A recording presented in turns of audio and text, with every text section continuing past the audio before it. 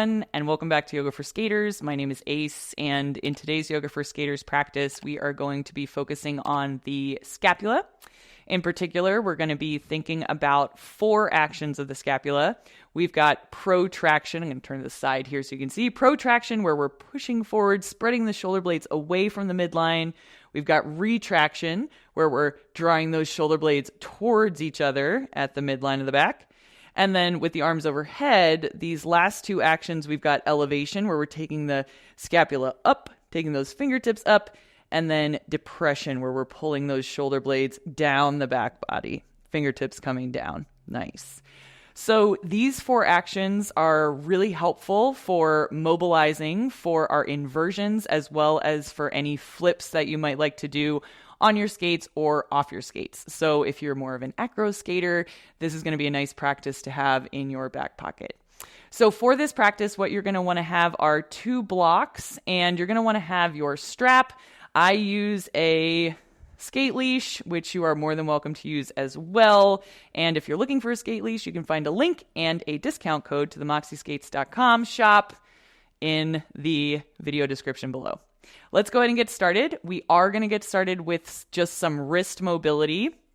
To get to these shoulders, we're definitely going to be using the wrists a bunch. So go ahead and interlace those fingers, glue the elbows together, and then with the right hand, I want you to just take that left hand around. So the right wrist is being active, taking the left wrist around while the left wrist is being passive. So a few times in this direction with that right wrist kind of guiding and making the circle happen. And then go ahead and can you take it the other way using the, again, right hand to make the left wrist roll happen. Good. There you go. Nice. All right, and then we'll switch here. So this time the left hand is going to take the right wrist around. You're going to try to really just relax through the right wrist. Let that left hand do the work. Good. A few more times in this direction. Yes. And then let's take it around the other direction. And if you're hearing some like popping or crackling here at the wrist, that's okay. It's normal as long as it does not result in any sharp pain or discomfort. So kind of just wiggling things out here. Good. And go ahead and just shake it out. Shake out those wrists. All right. So let's get a little more stretch here through the wrists. And come into your tabletop position. From tabletop position, go ahead and flip the hands so the fingertips are pointing towards the knees. Perfect. And then from here, whatever degree of stretch that you want through the wrists, you can moderate. So step the knees closer if you need to ease up on the stretch, and go ahead and step the knees back to that tabletop position to work there. So from here, we're going to be sending the hips back. Try to keep the fingertips on the mat, and if the palms pull off, that's okay. We'll just rock back forward into it, palms down. And then again, as you press the fingertips into the floor, so we're, again, keeping this a little active while we stretch. Good. And then bring it back. Nice. Let's do one more time here. Press those fingertips down. If the palms lift up, that's okay. Keep pressing the fingertips down. Beautiful. And then just release it from there. Good. You can sit back and kind of shake it out a little bit. All right. So wrist extension, right? And then wrist flexion is going to be bringing those fingertips towards the forearm. So we're going to do a little bit of that as well. To do this one, go ahead. This is a pin and stretch. So we're going to bring the back of the right hand onto your mat. You're going to pin it with that left palm. And then the mobilization we're going to be doing is through that elbow. So that right elbow is going to go out to the side. And I want you to scoop it towards your hip. And then we're back to the start. So we'll do about 3 to 5. Good. On this side. Yes. Taking it this direction. And then as you're ready, go ahead and pull the elbow back. You're going to reverse that kind of half circle that we did. So elbow goes back and around to the start. Nice. Again, just about 3 to 5 of these, whatever feels good. Perfect. Nice. And then let's go ahead and flip it over. So the back of the left hand comes to the floor. That right hand is pinning the left palm. Elbow goes wide. Go ahead and scoop it towards you. Nice. And again, we've got 3 to 5 of these. Nice. So these should feel good. If there's a little bit of tension or maybe some shifting going on through the wrist, just be mindful, making sure that it's not resulting in any pain or discomfort. We're just looking for mobilization and stretch. Good. All right. And then go ahead and reverse it if you haven't already. And we'll finish up this side. Beautiful. And then go ahead and let it go. Shake out those wrists. Nice. Awesome. Okay. So a little bit of wrist mobilization there. Definitely use the wrists in those inversions and in a lot of these flips. So we got that dialed in, and then let's go ahead and grab your strap. Take it as wide as you need to, and we're just going to find these overhead passes. So before we start these overhead passes, let's just check in with the core, right? We want to make sure those ribs are drawing together and down, hip points drawing to the midline, so we've got that bit of bracing through the core. And then we'll take those arms up overhead, take them behind you. Can you keep that core and that spine organized as you take the arms overhead and back? And then bring it forward. So what we're trying to avoid is arching the spine to get those arms back, right? We want to try to keep that core nice and in alignment as we take the arms overhead and bring them back. Nice. And so just a reminder, the closer those hands are, the more mobility is going to be required for this maneuver. So take your hands as wide as you need them to. And if you need to tie 2 skate leashes together, you can do that. Take them as wide as you need to and work your way from there. Good. Let's get 2 more here. We've got 1. Beautiful. And 2. Nice. Good. Go ahead and relax from here. You can put that strap away. We will not be using it anymore today. And then let's go ahead and come into your tabletop position.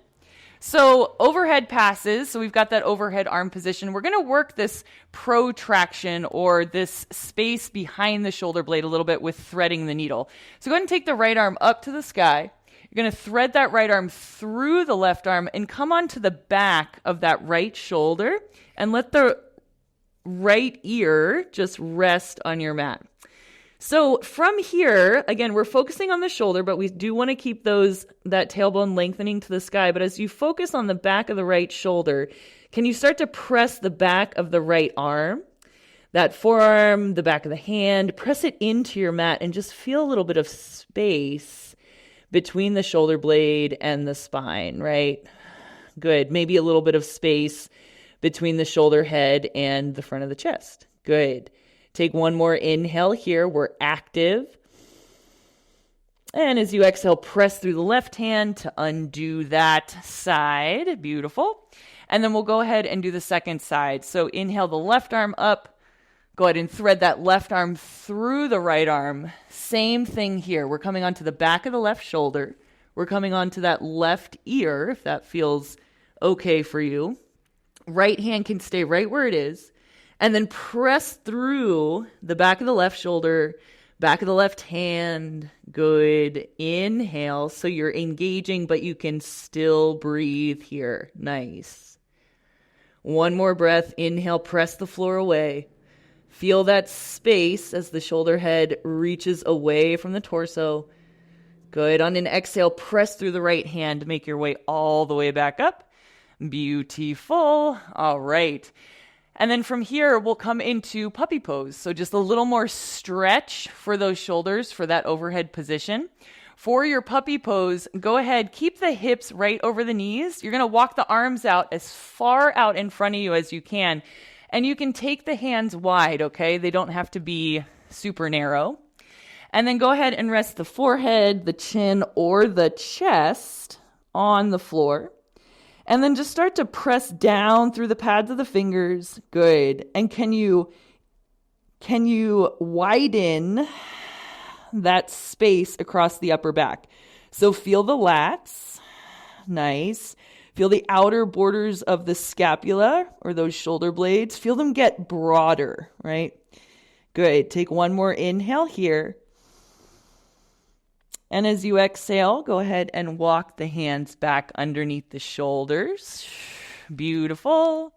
All right. So from here, I want to just show you 1 more way that you can stretch those shoulders for that overhead position if that puppy pose is feeling like you got it. So in order to do that, you're going to take your blocks, and we're going to be using the blocks as a way to just lift the ground and create a deficit for a little more shoulder opening, okay?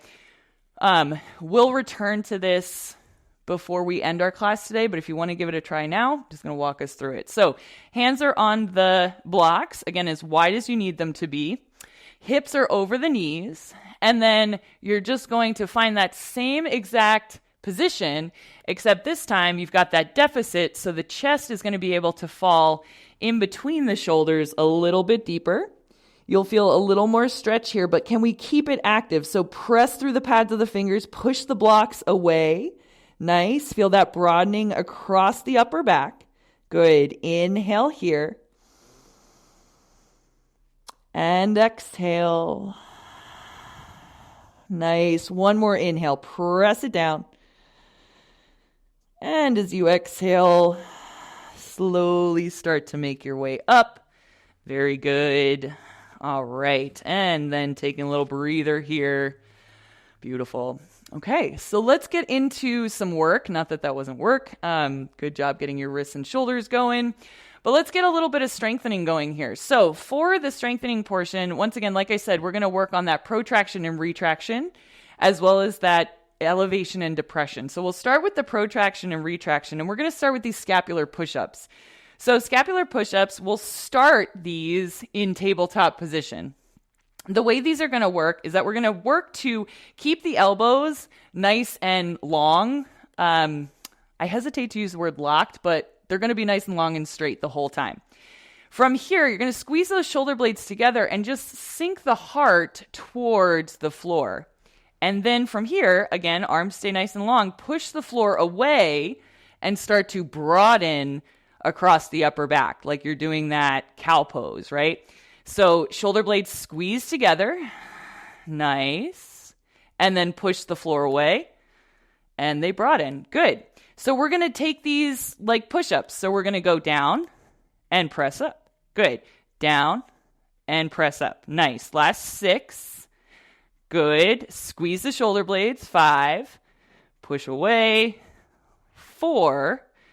Nice. We've got 3 more here. Perfect. 2 more. Push the floor away. Last one. Squeeze. Push the floor away. And then ease it up. Nice job. All right. So if you've got the action, but kind of picking up the pace was what felt challenging, that's okay. That's where you get to practice. This is like a brain muscle practice as well. So we've got to kind of build that pathway when the brain says protract, retract, protract, retract. And as we practice it, the brain-body connection gets stronger. So there's our protraction, retraction, scapular push-ups. From here, we're going to work elevation and depression, and we're just going to work this from seated. So for this one, go ahead and take the arms straight out in front, and we're going to protract the shoulders before we take them overhead. So push those fingertips forward, and then go ahead and reach the arms up overhead. Nice. So the biceps are working towards being in line with the ears. Nice. And then for our elevation, we're just going to bring those shoulders up towards the ears. So we're making that space along the neck really short. And then from here, you're going to depress the shoulder blades by bringing the shoulders down the back body, right? Good. And go ahead and elevate. Keep those ribs together and down. And depress the shoulder blades. Good. We're lifting up for 8. Yes. 7. Yep. We've got 6 to lift. Good. We've got 5. Nice. 4. Relax them down. We've got 3. Good. It's really tiny movement. 2. Yes. Last one. Lift those shoulders. Lift, lift, lift. Good. And even here, can you activate that protraction? We're holding shoulder elevation right now. Holding shoulder elevation. Good. Shoulder blades are broad across the back body. Shoulder heads are to the ears. 3, 2, and relax those arms. Nice job. Okay. So we're going to go through a progression for each of these. Our progression for the scapular push-ups is going to be the scapular push-ups from a knee down plank. And then we'll do our progression for the elevation and depression. So go ahead and stick with the tabletop scapular push-ups if that feels challenging enough.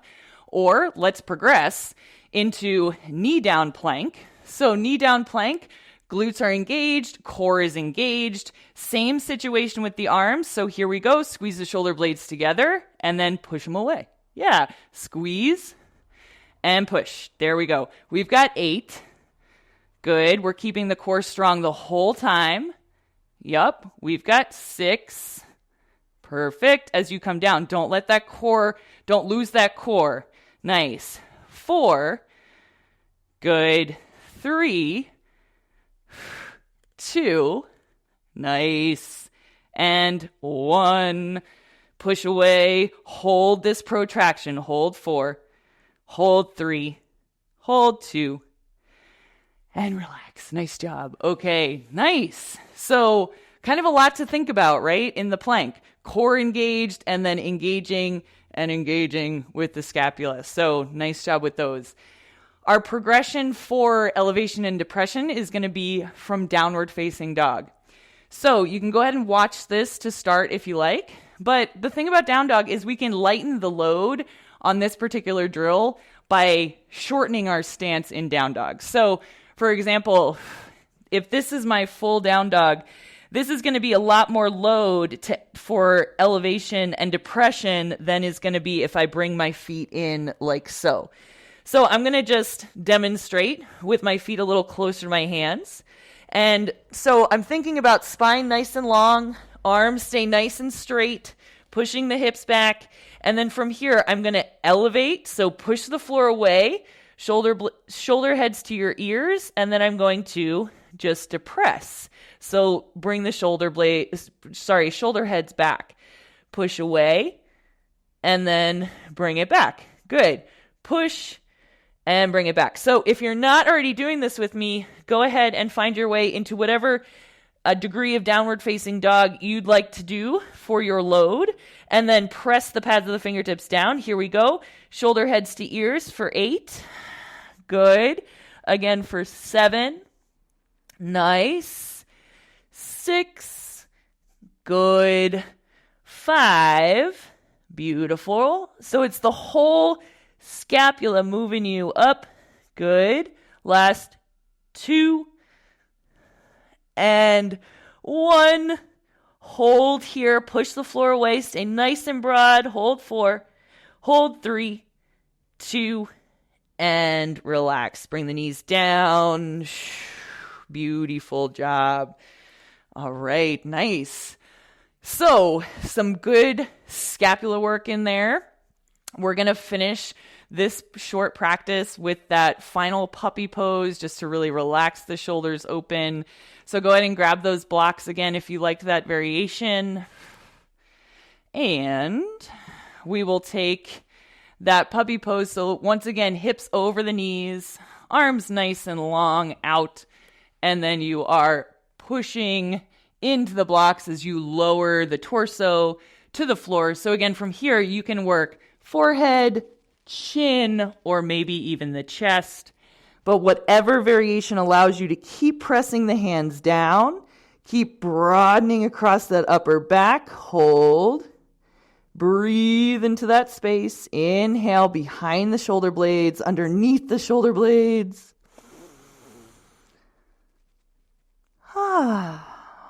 Nice. And then take your time, press down to find your way back up. Perfect. All right. And then go ahead and find a comfortable seated position. We've got 2 more, or just 1 more counter pose, 1 on each side. So go ahead and take those arms nice and wide. We're going to cross the right elbow over the left, coming into eagle arms from here. So with those eagle arms, go ahead and lift the elbows. Send the thumbs away from the forehead. And let that rounding happen through the upper back, okay? Take some deep breaths into the back of the heart. Nice. Inhale again, lift the elbows. Exhale, keep them lifted. Good. And then relax this side. We'll take it to the second side. So this time, left elbow on top of the right. Crossing elbows, crossing wrists. Inhale here. Exhale here. Beautiful. 2 more breaths. Inhale, breathe into the back of the heart. Let that space that the breath takes up create space between the inner borders of the scapula and the spine. Good. And then on that last exhale, just go ahead and relax it from here. Good. Drop the chin to your chest. Rock the right ear to the right shoulder. Drop the chin to the chest. Drop the left ear to the left shoulder. Drop the chin to the chest.